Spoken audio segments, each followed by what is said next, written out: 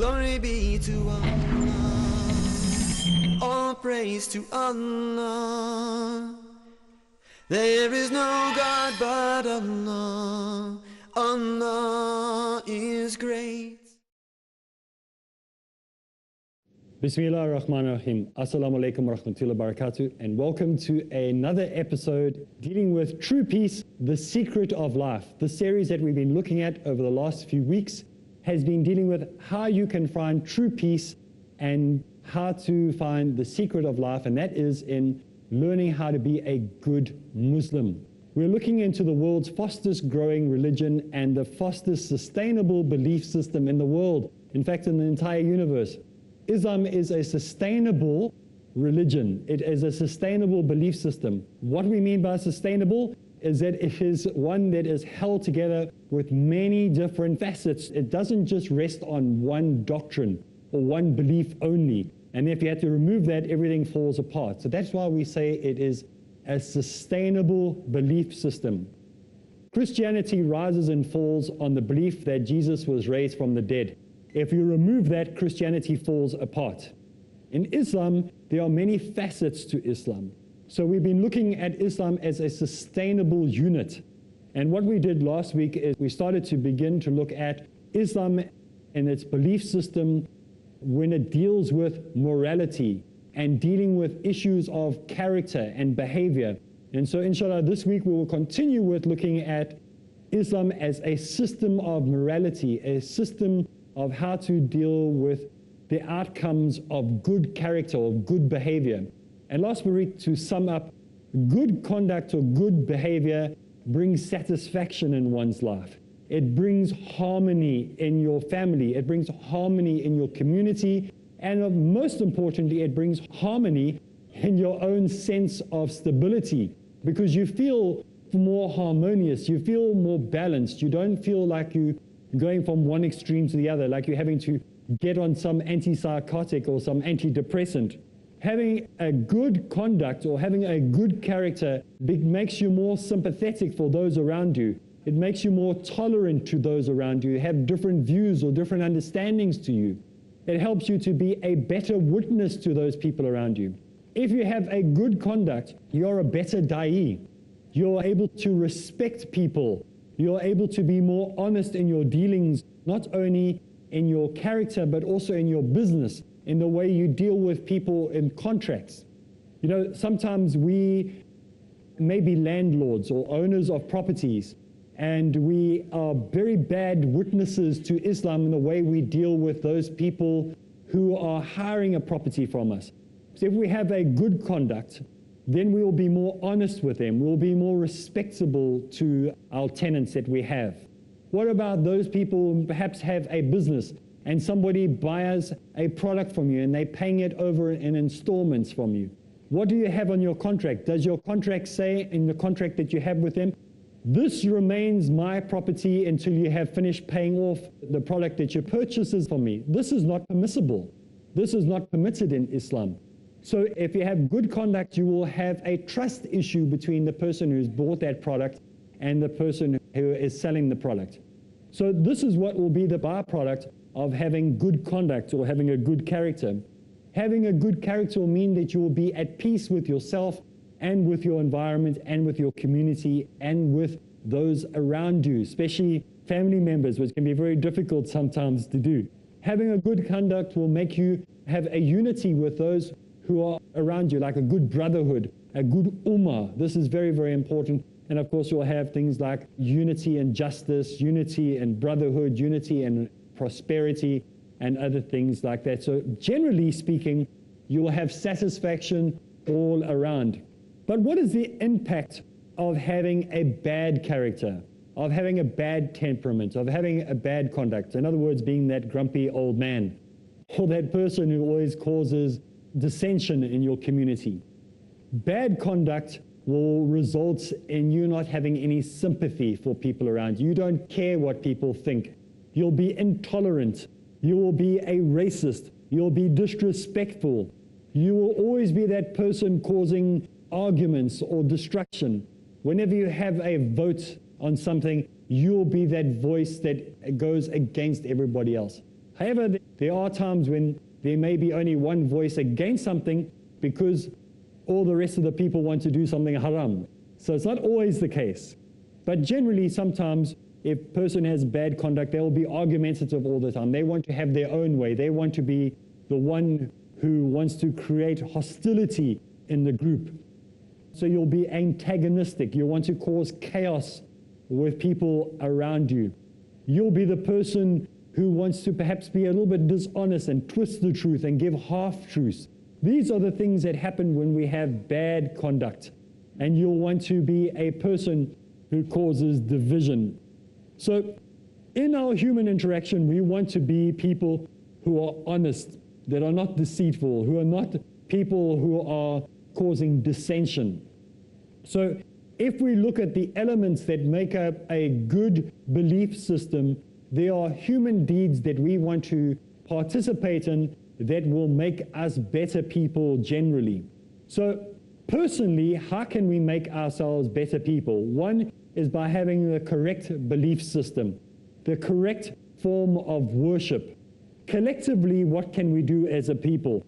Collectively, we need to have the right belief system. In other words, just like we have a personal belief system, collectively as a society, as a community, we need to have the right ethical system, the ethical rulings that run our government or our country or our community. And the second part, as we did with our personal lives, we have a worship. We also have to have correct dealings with society. Worship in our private life and worship in our community, in our collective community. If we have the correct worship in our community and in our private lives, we'll be able to deal with people in a better and a more correct way, which will lead us automatically into obeying the Sharia. So what are the objectives of obeying the Sharia? What is the Sharia? What is the law? Sometimes we get worried when we hear that word Sharia. Many people get scared when they hear the word Sharia. Sharia is simply the words or the laws that Allah has given, that God has given to mankind to give us success in this life, to be successful, to be champions, to move forward. It's not something that is restrictive, but it's something that we should look at in a positive way, not something that is negative. It will protect our faith. It will protect our deen. It will protect the way that we are living our lives if we look at obeying the Sharia. So the objectives or the reasons that we follow the Sharia is that they protect our deen, they protect our faith, they protect our life, they protect our honor, they protect our livelihoods, they protect our intellect, it protects our property. These are all the things that are the objectives of the Sharia. The objectives of the Sharia are not to make our lives difficult, but to make our lives easy. These things protect us from harm. Obeying the law helps us to be safe. Just like we would have a security system in our home to protect us from burglars, this is what the Sharia does. It gives us early warnings to protect us from invading forces that would come and destroy us. So the Sharia is there to protect you, to give you hope. The fundamental principles of our lives should be fair dealings. The fundamental principles of the Sharia is to protect us. The fundamental principles of life in everything that we do should be fairness and honesty. We should be trustworthy. People should look at Muslims as being trustworthy, as keeping their promises, as being a group of people who support and promote justice in society and in their own communities. So the whole world, we have to be honest. We need to look at the fundamental principles of fair dealing in our societies and understand that we as Muslims need to be trustworthy. We need to be keeping our promises.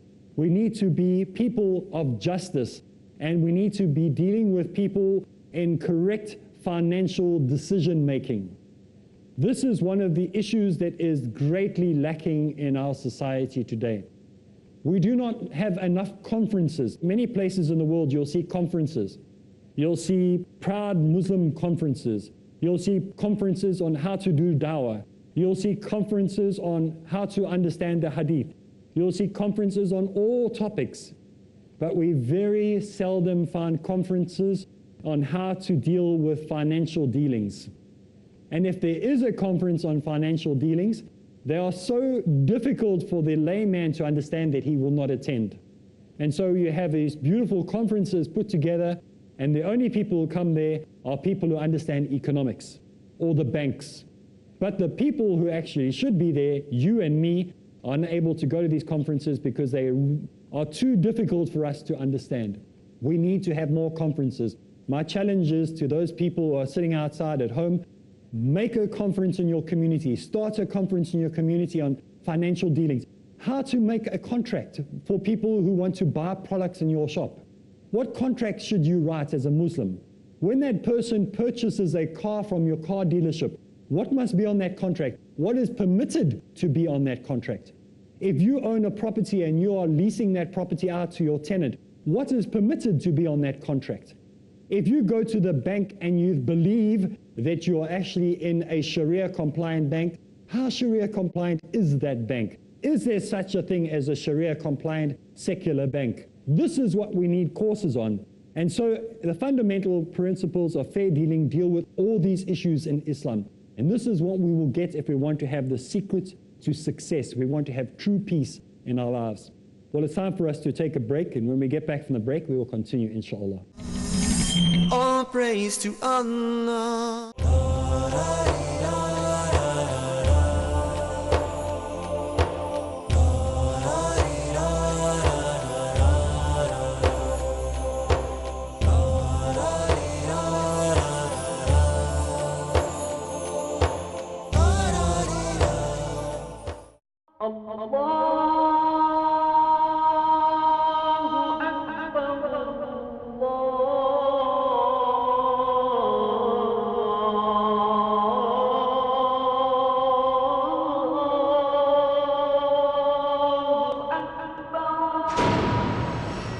Scientific notions in the glorious Quran are among its endless aspects that can testify for the divine nature of this noble book.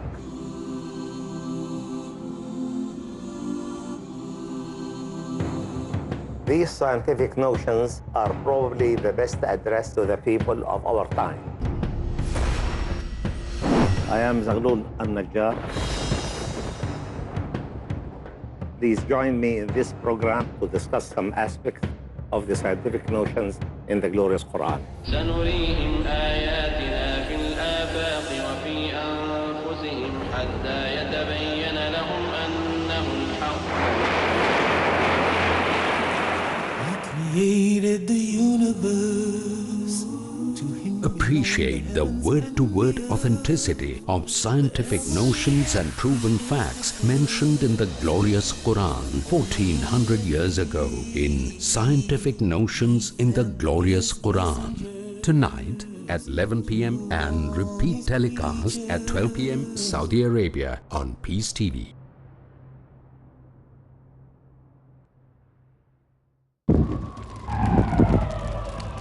Dialogue. Discussion. Debate. Rebuttal. Conclusion. Eliminate misconceptions about religion. Get enlightened. Witness Dr. Zakir Naik in a battle of words in Crossfire every Friday at 8:30 p.m. and repeat telecast at 10 a.m. Saudi Arabia on Peace TV.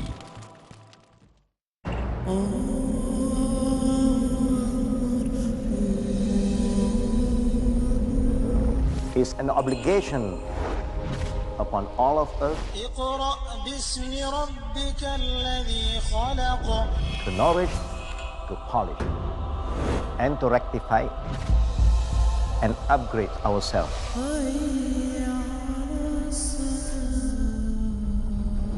I am Hussein Yi. Join me to get the correct knowledge of Quran and Sunnah in difference in definitions. Implement the steps that help us get closer to Allah subhanahu wa ta'ala. in the difference in definition with Hussein Yee. Next on Peace TV. All praise to Allah. Assalamu alaikum rahmatullahi barakatuh. Bismillah ar-Rahman ar-Rahim. We are talking about the principles or the fundamental principles of fair dealing in Islam. How to be fair in everything that we do. How we need to be trustworthy. How we need to be people who keep our promises. How we need to be people who are fair in justice. And how we need to be fair in financial dealings. These are very, very important. And I said before the break, where are all those conferences that we need to have worldwide in every village, in every town, in every community? We need to have conferences on how to have fair business practices. There are many, many Muslims who have money that they are dealing with that is not halal money, money that is not clean, because the dealings that they are doing are not Islamic practices. But that is a whole topic for another show. But we as Muslims need to be trustworthy. We need to be believable in the view of what the Quran expects of Muslims. We as Muslims have to be living examples of how the Quran is to be implemented into the lives of those people that we meet in our day-to-day dealings. The commandment in Islam, in the Quran, is to convey the word of Allah in a trustworthy manner, in the right manner that has been entrusted to us. We need to convey the truth of Islam in its entirety, not our version of Islam, but the truthful, the trustworthy, the complete manner. So this is the view that we have been given in the Quran.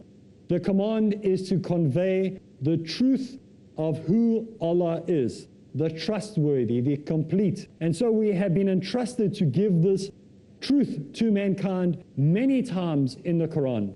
We have to be people who turn people away from wrong and turn people towards what is right. And there are many different types of trust. Trust can be seen in many different ways. There can be trust in the way we give advice. Do people that trust the advice you give? You know, I often go to people and I say to them, I need some advice. And then they give me advice and say, no, I need advice that I can trust. You see, sometimes we go to the scholars and then we say to them, give me some advice. And they give you advice and you say, is this advice trustworthy? The hadith that you quoted, is it trustworthy? Is the explanation that you've given trustworthy? So when we ask for advice, it needs to be trustworthy. We need to trust the things that we do in our society, that what they are going to actually do are going to be successful. For example, we trust that when we vote, that the vote that we make is going to be secret, that nobody is going to expose our vote that we gave. Perhaps maybe you voted in an election and you believe and you've been told by your government that your vote is secret. You expect that to be true. And so we want to know that when we put our trust in our government, that our government is going to be honest, that they are going to be the type of people that they claim they're going to be in the elections. There are other types of trust that we have in society. We have a trust that when we take a loan, that we are going to be able to pay back those loans. We also have different types of trust that we have in our society, is that when our parents die, or perhaps when we die, that those who inherit will get what we said they should inherit, according to Islamic law. There are trusts in our wealth. There are trusts in the time that we spend in meetings. There are trusts that we have in office, in the way we deal with our business and the way we deal with our staff. There are many different types of trust in society. Then there are trusts that we put on our body, our physical trust that we have on our body. There are trusts that we put into our soul. There are trusts that we have to put into our children. What about the trust that we have to put in the deen of Islam, the trust that we have in the Quran, and the trust that we are supposed to have on our wealth? So there are many, many different types of trust that we already know in our lives. There are many trusts that we sometimes hope that will work out, that don't work out. And we don't want to be people who break any of these trusts. And we are commanded in the Quran to keep our words. We are commanded to be those people who keep their promises. We are commanded to be those people who do not break the truths that Allah has given. In other words, if Allah says to you, you must do it, you do it. You don't break those commands of Allah. You don't break His Sharia. You don't break His commands or laws. There are many types of promises. There are many types of oaths that we make. And we must be people who actually keep those oaths and promises. We need to keep the promises that we have been given, one, to ourselves, two, to those around us, to mankind, to those people that we meet in our day-to-day lives. But most important, we need to keep those promises that we make to Allah. The promises that we make to ourselves, that is the intention that we make to be more pious, the intention that we make to be repentant, the intention that we make to perform our salahs on time, the intention that we made to go and do dawah for a month, the intention that we made to go and help somebody to go on Hajj. That's the promises that we made to ourselves. What about the promises that we make to mankind that we so easily make? I promise that I'm going to help you.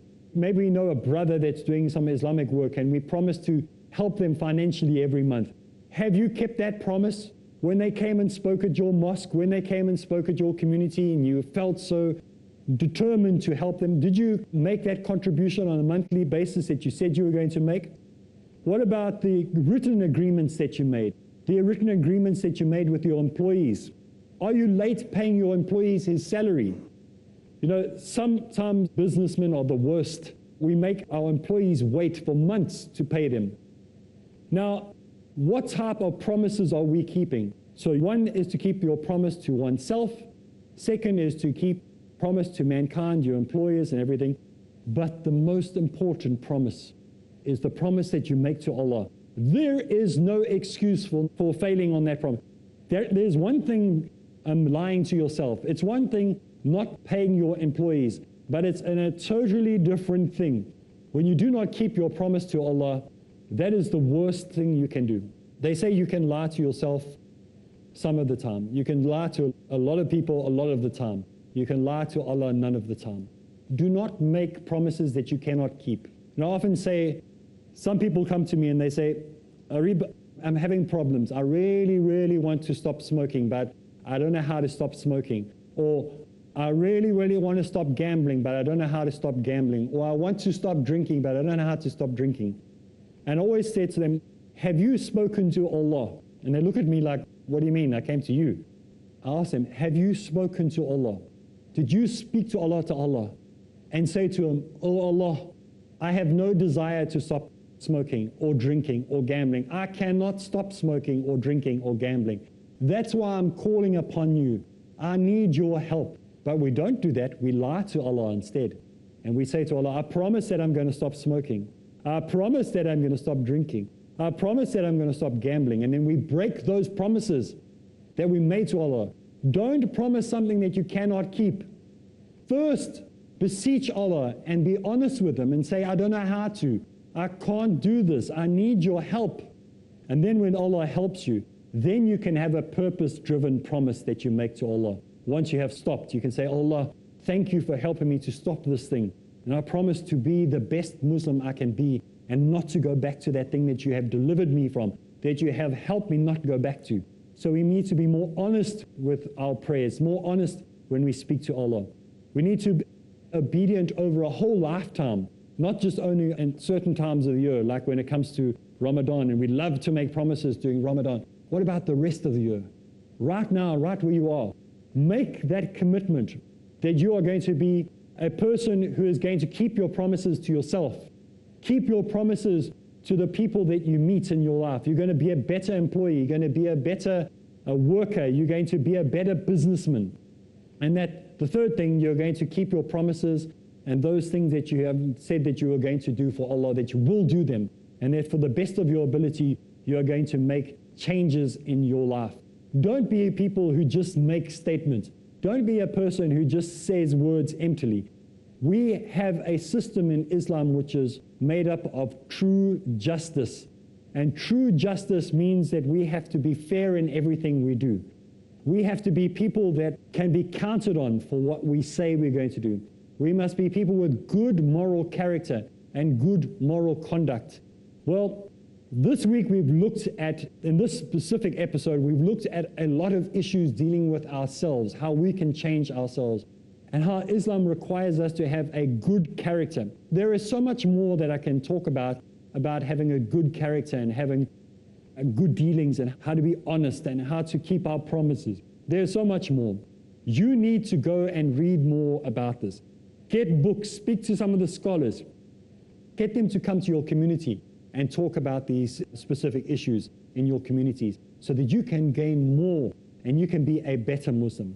Well, that's all the time we have for this, and inshallah, join me again next time, same place, same time on Peace TV, and we'll continue with this series on how to find the secrets of success in Islam. So for me, Areeb Islam, until next time, Assalamu alaikum wa rahmatullahi wa barakatuh.